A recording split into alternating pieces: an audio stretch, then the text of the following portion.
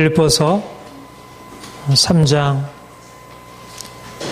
1절부터 11절입니다. 빌립보서 3장 1절부터 11절 함께 봉독하겠습니다. 끝으로 나의 형제들아 주 안에서 기뻐하라. 너에게 같은 말을 쓰는 것이 수고로움이 없고 너에게는 안전하니라. 개들을 삼가하고 행악하는 자들을 삼가하고 오멸 상해하는 자들을 삼가라. 하나님의 성령으로 봉사하며 그리스도 예수로 자랑하고 육체를 신뢰하지 않은 우리가 곧 할례파라. 그러나 나도 육체를 신뢰할 만하며 만일 누구든지 다른 이가 육체를 신뢰할 것이 있는 줄로 생각하면 나는 더욱 그러하리니 나는 8일 만에 할례를 받고 이스라엘의 족속이요 베냐민 지파요 히브리인 중에 히브리인이요 율법으로는 바리새인이요 열심으로는 교회를 박해하고 율법에 어르는 흠이 없는 자라. 그러나 무엇이든지 내게 유익하던 것을 내가 그리스도를 위하여 다 해로 여길 뿐더러 또한 모든 것을 해로 여김은 내 주 그리스도 예수를 아는 지식이 가장 고상하기 때문이라. 내가 그를 위하여 모든 것을 잃어버리고 뱃을 물러 여김은 그리스도를 얻고 그 안에서 발견되려 함이니 내가 가진 의는 율법에서 난 것이 아니요 오직 그리스도를 믿음으로 말미암은 것이니 곧 믿음으로 하나님께로부터 난 의라.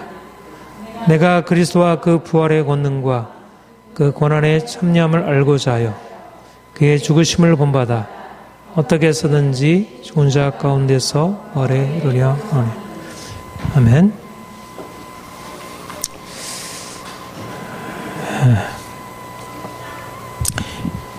우리가 주님을 믿는다는 것은 우리 인생을 새롭게 산다는 것을 의미합니다. 누구든지 그리스도 안에 있으면 새로운 피조물이라. 이전 것은 지나갔으니 보라 새 것이 되었도다. 우리가 믿음은 우리의 내적인 영혼의 일이지만 단지 영혼의 문제만이 아니라 우리가 전인적으로 육체까지 포함해서 우리의 삶 전체 안에 새로운 일들이 일어나는 것입니다. 우리의 믿음으로 말미암아 인생이 새롭게 변화되고 달라지게 된다는 것.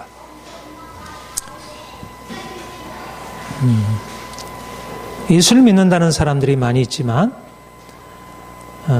믿음 이후에도 인생의 변화를 경험하지 못하고 그 전에 살던 인생을 그대로 지속하는 그런 삶을 살아가는 사람도 있고 또 예수를 믿은 이후에 정말 근본적인 변화가 일어나서 그야말로 비포 애프터가 확실하게 나눠지는 그런 삶을 살아가는 사람들도 있습니다. 믿음으로 말미암아 내 인생이 이렇게 새로워졌습니다. 또 믿음으로 말미암아 내 인생이 지금도 이렇게 날마다 새로워지고 있습니다. 이렇게 고백하는 사람들은 하나님을 진정으로 믿고 믿음의 진정한 의미를 깨닫는 사람이라 할 것입니다. 그러나 예수를 믿고 있지만 여전히 이전의 삶의 문제들, 그런 고통, 두려움, 절망, 삶의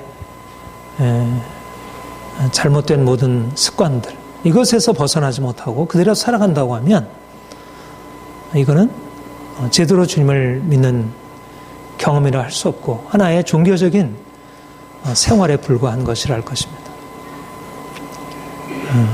저는 예수를 믿음으로 말미암아 여러분이 내가 이렇게 달라졌습니다. 이렇게 변화되었습니다. 이렇게 고백하고 또 그렇게 날마다 고백할 수 있는 사람들이 되기를 소망합니다. 믿음으로 말미암아 살리라. 오직 의인은 믿음으로 말미암아 살리라. 이 산다고 하는 말은 실제적으로 우리의 인생이 변화된다는 것, 죽은 자 가운데서 살아난다는 것, 인생이 정말 아름답고 풍성하게 된다는 것, 샬롬이 우리에게 이루어진다는 것. 믿음은 인생의 근본적인 변화를 가져다 주는 것입니다. 믿음으로 말미암아 새로운 피조물이 되고 우리가 새롭게 된다는 것은 우리의 삶의 모든 것이 다 달라지는 것이지만 특별히 우리의 생각, 우리의 관점이 달라지는 것입니다. 사실 우리의 삶을 규정하는 우리가 삶을 어떻게 살아가냐 하면 사실 돈이 많고 또 뭐 권력이 있고 뭐 이런 어떤 외적인 조건에 의해서 살아가는 것 같지만 사람들의 삶을 이끌어가는 것은 그들이 가지고 있는 관점, 인생에 대한 관점, 인생관, 가치관, 세계관, 이것이 인생을 끌어간다고 할 수 있습니다. 어떤 생각을 가지고 있느냐에 따라, 어떻게 인생을 바라보느냐에 따라 인생이 아름답고 건강하게 될 수 있고 어떤 인생관을 가지고 있느냐에 따라 인생이 병들고 고통스러울 수 있습니다. 인생의 관점에 대해서 잘 말해주는 것이 플라톤의 동굴의 비유, 우리가 잘 알고 있는 거기에 이제 죄수가 동굴에 갇혀 있는데 태어날 때부터 동굴의 벽만 보도록 그렇게 목이 고정되어 있고 그래서 벽에 비추는 그림자 그 상을 보고 그것을 참으로 여기게 된다고 하죠. 그런데 그 중에 한 죄수가 풀려나와서 그 그림자로 보여지던 그거 상의 실제를 발견하게 되죠. 그래서 이전에 알고 있었던 내가 보고 알고 있었던 것이 하나의 그림자에 불과한 것이고 실제가 아니라는 것을 깨닫게 되고 이제는 이전의 삶으로부터 이제 다른 인생을 살아가게 되는 많은 사람들이 실제가 아닌 것을 실제로 이렇게 착각하고 살아가고 있다면 철학이라고 하는 것은 사람들을 그림자 세계로부터 실제 세계로 옮겨주는 것이다.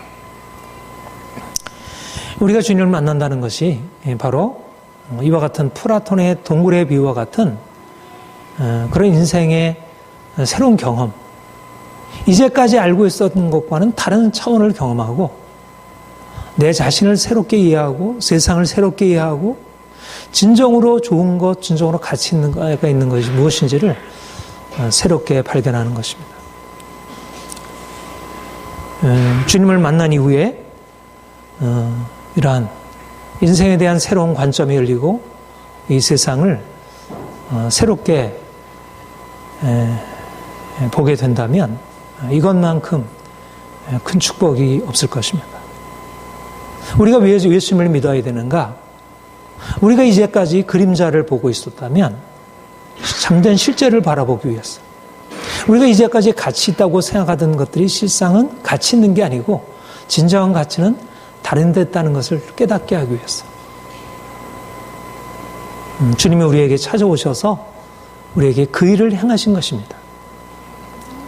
오늘 본문에 우리가 잘 알고 있는 사도 바울의 경험, 사도 바울이 이전에 나름대로 열정적으로 인생을 성공적으로 삶을 살았습니다.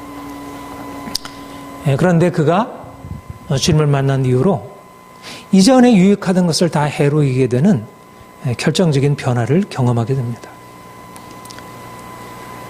저는 그런 생각을 합니다. 우리의 신앙생활은 무엇일까? 일종의 담에색 체험이다. 사도 바울이 담에색에서 부활하신 주님을 만난 이후로 그가 이전에 알고 있었던 그의 모든 삶에 대해서 새로운 관점을 갖게 되고 그래서 이제 새로운 삶으로 바뀌어지게 되듯이 우리가 주님을 만난 뒤로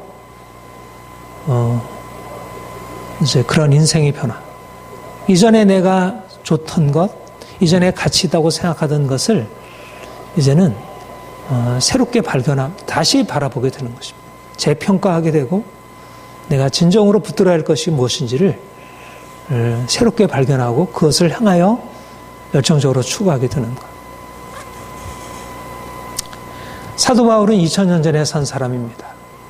우리와는 다른 환경에서 자란 사람이고 문화적으로 환경적으로 너무나 다른 상황에 처해 있는 사람입니다. 그러나 우리가 주님을 만난다는 것은 일종의 사도 바울이 주님을 만나서 새로운 인생을 경험하듯이 새로운 경험으로 나아가는 것이라 할 수 있습니다.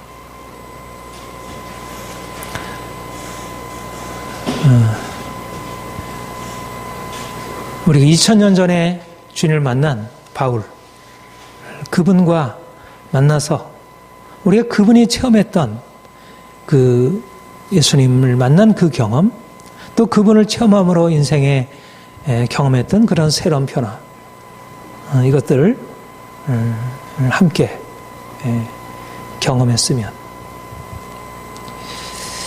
사도 바울은 그리스도를 만나기 이전과 이후의 관점이 전적으로 달라졌습니다.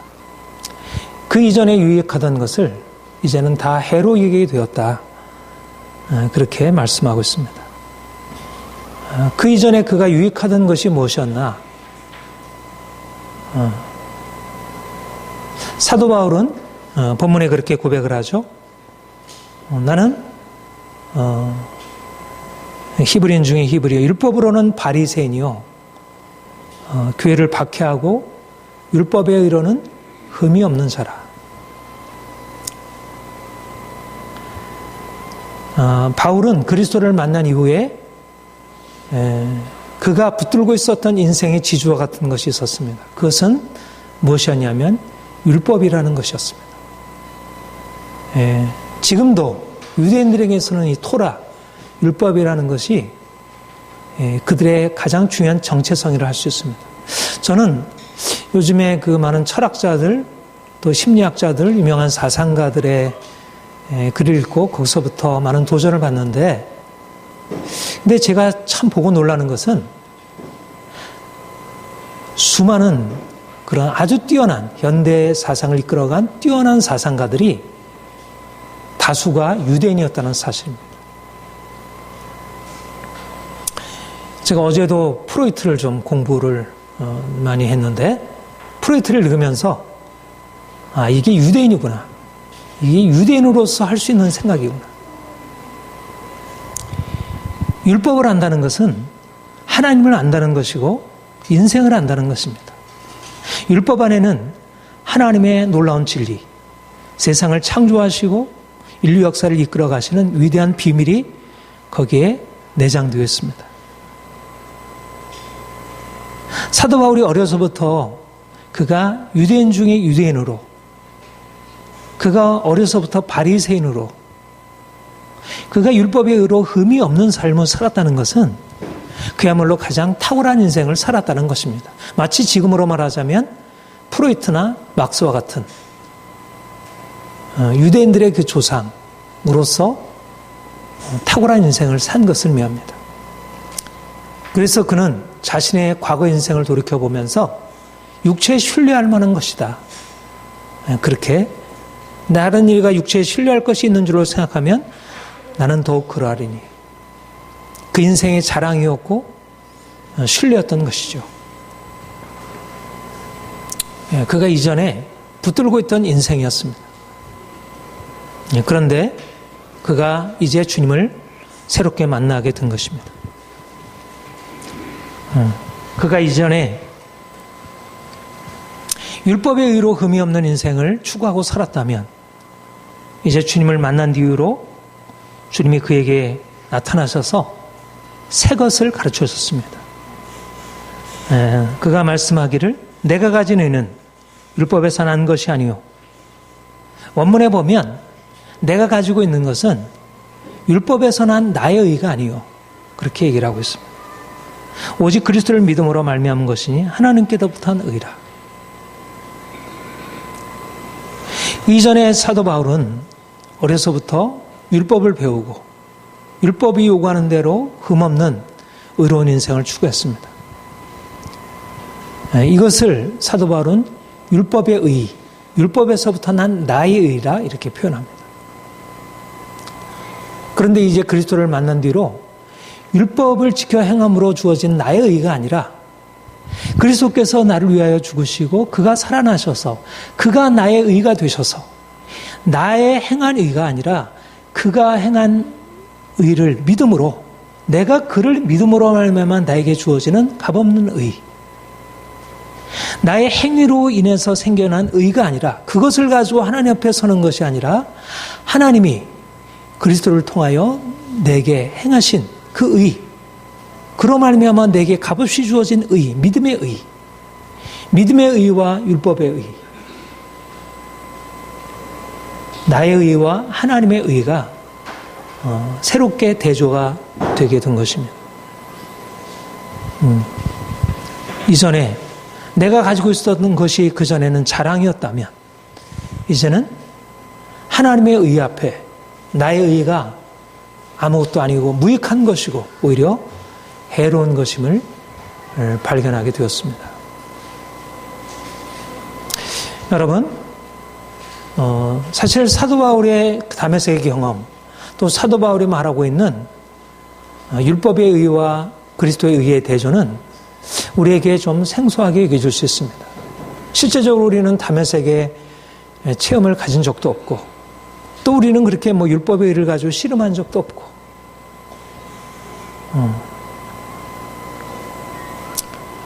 그러나 여기서 분명한 것은 뭐냐면 우리가 그리스도를 만난 뒤에 우리 인생에 대한 새로운 깨달음이 주어지게 된다는 것입니다. 그것은 이전에 내가 갖고 내가 붙들고 있었던 모든 것들이 이전에는 대단한 것으로 여겨졌다면 이제는 보잘것없는 것으로, 그 이전에 그렇게 중요하고 자랑할 만하고 신뢰할 만하고 그것을 가지고 내 인생을 이렇게 살아갈 수 있다고 생각한 모든 것이 내가 예수 그리스도를 만난 뒤에 그분 앞에 내 인생이 얼마나 보잘것없는 것이었는지, 나이가 자랑할 만한 것이 아니고 오히려 부끄러운 것이고 아무것도 아닌 것을 보게 되는 것입니다. 우리가 왜 행위가 아니라 왜 믿음으로 산다고 합니까? 왜 우리가 행함으로 사는 게 아니라 왜 믿음으로 사는 것이라고 합니까?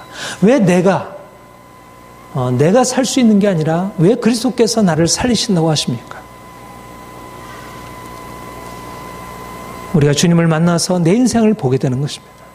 내 실상을 보게 되는 것입니다. 이제까지 내가 붙들고 있었던 것은 사실 그림자요, 실제가 아닌 것입니다. 자랑할 만한 것이 아닙니다. 주님을 만나게 된 인생의 가장 큰 변화가 뭘까? 내 인생을 바로 보게 되는 것입니다. 인생의 자랑, 인생의 우리의 모든 교만, 이 모든 것이 깨어지고 우리가 얼마나 하잘것없는 존재인지, 얼마나 큰 죄인인지, 우리가 죄를 어떻게 벗어날 수 없는 무능한 자인지, 우리가 얼마나 절망적인 공해에 빠져 있는지, 아무리 해도 여기서 벗어날 수 없는 절망적인 자인지, 우리가 이제까지 자랑하던 모든 것이 오히려 해로운 것이었음을 주님이 우리에게 오셔서 가르쳐주는 것입니다.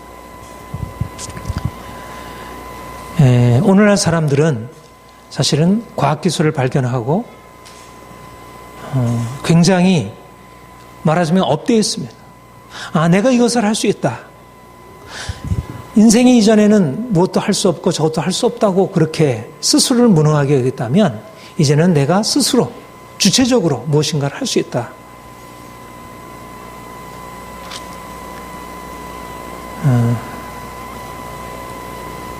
실제적으로 인생이 할 수 있는 게 많이 있죠.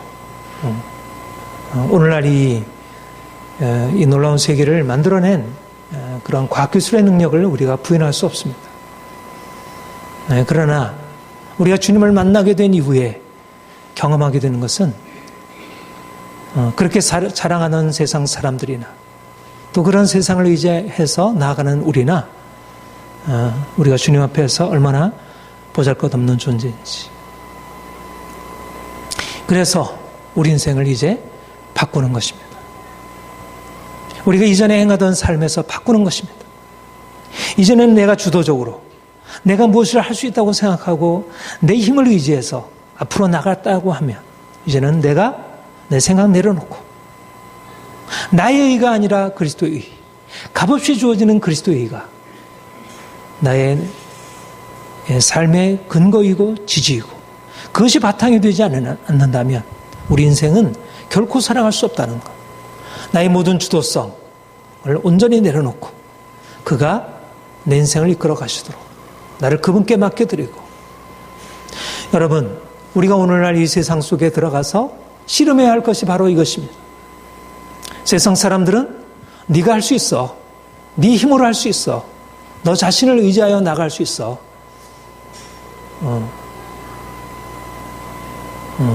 그런 자신의 근거한 낙관성을 계속 우리에게 주입하려고 하고, 사람들 안에는 그런 근본적인 하나님 없이도 프로이트나 막스나 니체나 다윈이나 하나님 없이도 인간이 스스로 자신의 인생의 문제를 풀 수 있고 인생의 고통과 죽음의 문제에서 자신을 자유케 할 수 있다, 그렇게 생각하고 얘기하고 있지만 우리의 능력, 우리의 삶의 능력은 우리가 이제까지 붙들고 있었던 우리의 자신의 모든 자랑과 우리의 모든 신뢰를 그분께 내려놓고 그가 우리 인생의 주가 되셔서 그가 이끄시는 대로 그분의 말씀에 순종함으로 그분 안에서 살아가기를 선택하는 것입니다. 내가 가진 의는 율법에서 난 의가 아니고 믿음으로부터 나니니 하나님께로부터 난 의라. 앞에 있는 것을 잡으려고 이제 뒤에 있는 것을 잊어버리고 주님이 주신 목표를 향해서 나아가는 것입니다. 사도 바울은 주님 만나기 전에 성공적인 인생을 살았습니다. 무엇보다 그는 열정적으로 인생을 산 사람입니다. 목적을 추구하는 인생. 그는 율법을 통해서 빛을 보았습니다. 야, 이게 인생의 방향이구나. 이게 목표구나. 그리고 그는 갈라디아서에서 그렇게 고백하는데 자기가 가지고 있는 열심이 다른 어떤 영갑 동료들이나 다른 연배들에 비해서 더 열심히 극심해서 지나치게 조상의 전통에 대해서 그렇게 열심을 가졌고 그 열심 때문에 교회를 박해했다고 했습니다. 본문에 그렇게 얘기를 하죠. 열심으로는 교회를 박해하고, 박해했다는 것은 유대교에 대한 열정, 그가 믿는 신앙에 대한 열정을 말하는 것입니다. 그는 조상의 전통, 율법의 행위와 전통에 대해서 충실했던 사람이었고 그것 때문에 교회를 박했습니다. 그런데 박해하던 그리스도가 그에게 나타나신 것입니다. 그리고 그에게 그가 이제까지 살아온 인생의 실상을 보이시고 그가 얼마나 어리석은 인생을 살았는지, 그리고 이제 그 인생을 사로잡으시고 그 인생을 다른 방향으로 이끄셨습니다. 그래서 그가 그리스도를 만난 이후에 그 인생을 이렇게 고백하고 있습니다. 그리스도를 위하여 다 해로 여기고 그를 위하여 모든 것을 잃어버리고 배설물로 여기면 그리스도로 없고 그 안에서 발견되라 함이니. 이전에 열정적으로 그가 추구하던 인생에서 이제는 주님을 발견하고 나서 이제 새로운 열정으로 나아가게 되었습니다. 이전에 추구하던 것은 해로운 것이었고 그것은 잘못된 것임을 그가 보게 되었습니다. 그가 주님 안에서 새롭게 추구하는 인생, 그에게 주어진 새로운 목적이 무엇입니까? 그리스도를 위하여. 저는 저와 여러분 안에 하나님께서 이것을 열어주시기를, 열정적인 목적을 가지고 살아가는 것 정말 귀한 일이지만 부를 추구하는 것도, 명예를 추구하는 것도, 권력을 추구하는 것도, 아름다움을 추구하는 것도. 인생의 목적을 추구한다는 것은 정말 귀한 일이지만, 그러나 가장 귀한 목적은 그리스도를 위하여, 그리스도를 위하여 모든 것을 거는 것입니다. 우리는 열정적으로 자신의 목적을 향해서 살아가는 사람들을 참으로 보면 감동을 받습니다. 정치인들도, 사업하는 사람들도, 예술가도, 과학자도, 운동선수도 어떤 목적을 추구하는 열정적인 인생을 우리는 귀하게 여기고 그들에게 도전을 받습니다. 하나님의 인생 안에 그런 위에 있는 목적을 향해서 나아가는 삶을 추구하도록 그렇게 지어놓으셨습니다. 그런데 우리가 주님 만난 이후에 우리가 가지고 있는 열정이 계속되지만, 그러나 어떤 열정과도 비교할 수 없는 하나님이 새로운 열정의 대상을 주시는데, 그분이 바로 그리스도이신 것입니다. 그리스도는 인생의 주인이시고 그리스도는 인생의 목적이시기도 하십니다. 그리스도가 인생에 우리를 끌어가시는 이유는 우리를 그분의 목적으로, 그분을 담는 그 목적으로 우리를 끌어가시기 위해서 우리를 부르신 것입니다. 그렇기 때문에 우리가 우리의 힘으로 그 목적을 달성할 수 없기 때문에 그분의 은혜가 필요하고, 그가 우리를 다스려야 하고, 그가 우리를 인도하셔야 하고, 우리가 이전에 추구하던 목적, 돈이나 세상의 행복이나 성공이나 그 모든 것을 능가하는 그 놀라운 목적, 주님이 사도 바울에게 보여주셨고 우리에게도 지금 보이시고 있습니다. 우리가 진정으로 가치 있는 인생을 산다고 하면, 우리가 정말로 귀한 인생을 살기를 원한다면, 바로 사도 바울이 다메섹 도상에서 발견했던 그리스도, 그분을 우리도 발견하고, 이제는 사도 바울이 이전에 가지고 있었던 모든 것을 해로 여기고 그가 열정적으로 추구했던 모든 인생 대신에 이제 그리스도라는 그 목적을 향하여 그가 새로운 변화를 나갔듯이, 이제 우리도 그리스도를 추구하며 살아가는 것입니다. 그리스도를 열정적으로 추구하며 살아가는 것입니다. 그리스도를 위하여 모든 것을 다 해로 여기고 그리스도를 위한 모든 것을 다 잃어버리고, 선교사나 어떤 특별한 영적인 추구자만이 아니라 우리 모든 그리스도인들의 삶의 길이라 생각을 합니다. 그 플라톤의 향연이라는 그런 대화편이 있습니다. 소크라테스 대화편의 비교적 초기에 해당되는 것인데, 거기에 보면 에로스에 대한 설명이 있으면서 인생을 아름다움을 향한 추구자로 그렇게 설명하고 있는 것을 봅니다. 작은 아름다움에서 보다 큰 아름다움으로, 육체적인 아름다움에서 보다 정신적인 아름다움으로, 특수한 아름다움에서 보다 보편적인 아름다움으로, 아름다움에서 아름다움으로, 극치의 아름다움으로 나아가려고 하는 그런 동기, 그게 인간 안에 내재되어 있다는 것. 철학이라고 하는 것은 바로 아름다움의 최고의 극치를 향해서 나아가는 것이다. 인생 그렇고 철학이 그렇고,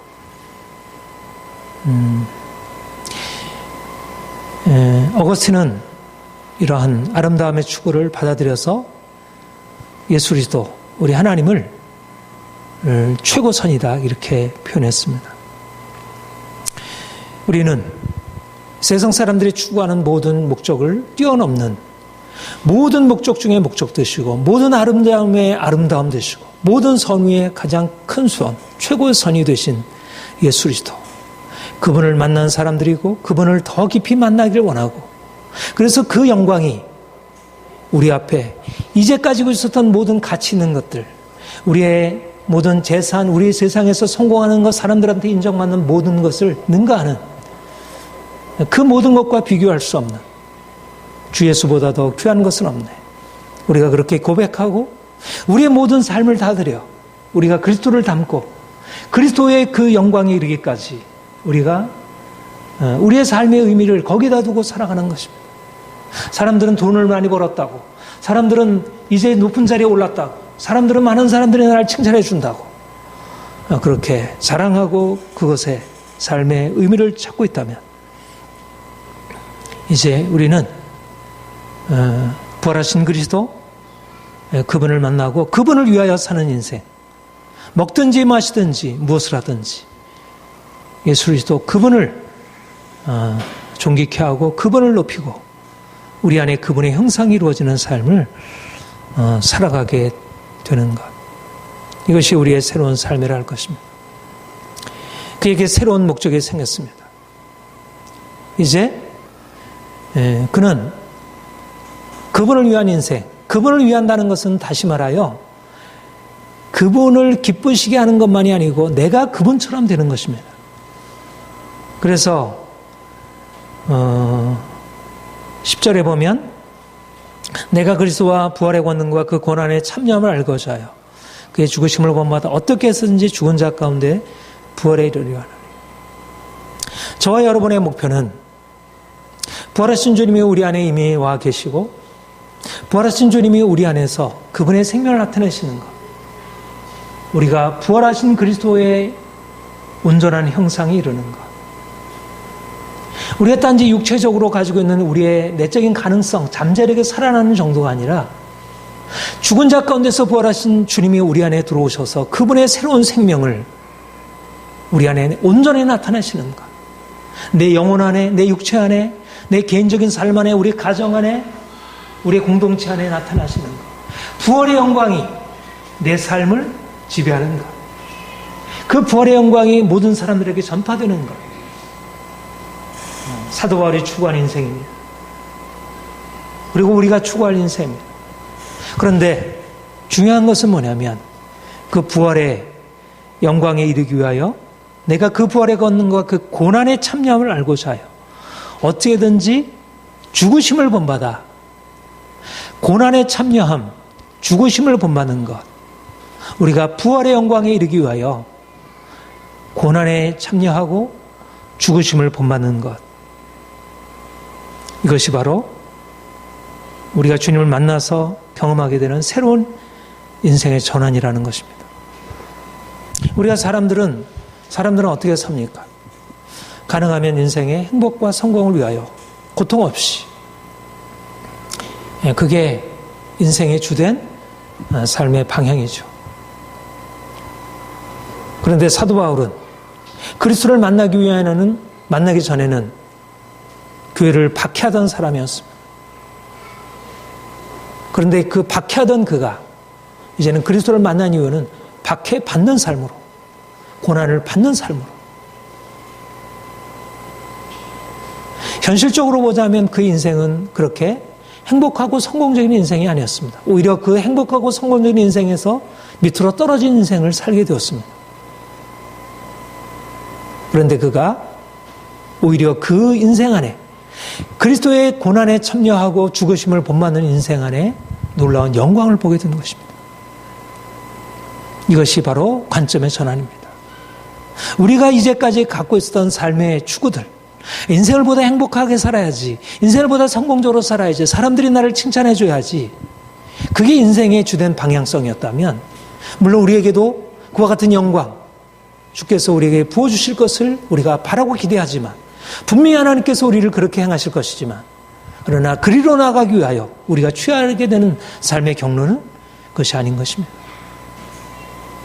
오히려 그리스도의 부활에, 그 높은 부활에 참여하기 위하여 우리는 더 높이 올라가려고 하는 것이 아니라 더 낮아지고 내 자신의 삶의 욕망을 십자가에 못 박고 내가 세상으로부터 인정받고자 하는 모든 욕구를 내려놓고 오히려 사람들이 미워하고 싫어하는 그런 삶의 고난의 길로 기꺼이 나아가는 것입니다. 여러분, 그러나 그럼에도 불구하고 그 인생을 두려움으로 뒤로 피하는 것이 아니라 오히려 이제는 그 인생을 향해서 적극적으로 나가는 것입니다. 여러분, 고난이 있는데도 불구하고 그 고난을 죽으심을 본받든지 어찌하든지 죽은 자 가운데서 부활에 이르게 한다는 것이 얼마나 적극적인 인생입니까? 사람들은 아무리 높은 목표를 가지고 있다고 하더라도 그것이 지불해야 할 대가가 크다고 하면 주저함으로 뒤로 물러날 수밖에 없습니다.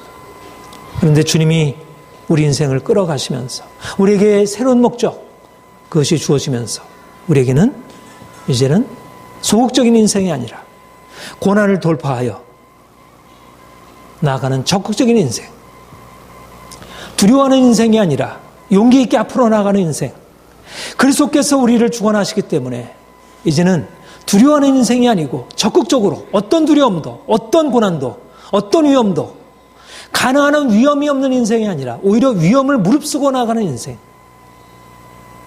성공적인 인생이 아니겠어요? 주님이 우리에게 보여주신 목표는 너무나 놀라운 것입니다. 세상으로 들어가 세상을 변화시키라는 것입니다. 세상은 위험하고 세상은 여러 가지로 묶여 있고, 그러나 주님이 우리 위하여 이미 승리하셨고 그가 세상의 주가 되셨고 세상을 그가 홀로 다스리고 계시고 그가 고난을 통하여 그 영광에 이르셨다면 우리도 고난을 기꺼이 감수하면서 주님이 주신 높은 이상을 향하여 힘있게 나아가는 것입니다. 우리가 약하고 보잘것없는 자이지만 그러나 주님이 우리의 의가 되시고 그가 우리를 붙들고 계시기 때문에 그가 이미 승리하셨기 때문에 우리도 그와 함께 넉넉히 승리할 수 있습니다. 사랑하는 성도 여러분, 주님이 이제 우리를 새로운 삶으로 이끄시고 있습니다. 이전에 보던 것과 다른 것을 보여주시고 계십니다. 다른 것을 향하여 달려가라고 우리를 격려하고 계십니다. 사도 바울처럼 주님 만나